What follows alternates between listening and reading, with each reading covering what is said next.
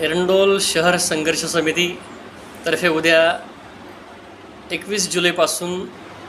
बेमुदत उपोषण सुरू होणार आहे। एरंडोल शहरात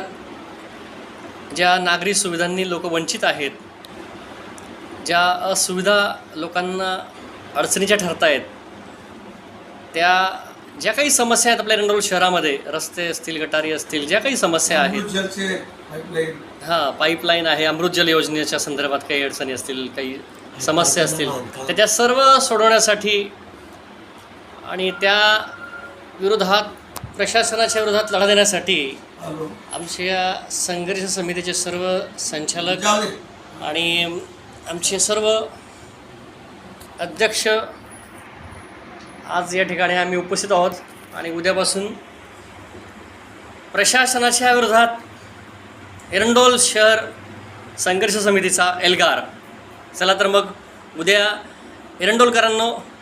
आपणही या बेमुदत उपोषणाला पाठिंबा देऊया, या संघर्ष समितीच्या सेवेत आपलाही सहभाग नोंदवूया, अशी मी आपणा सर्वांना विनंती करतो।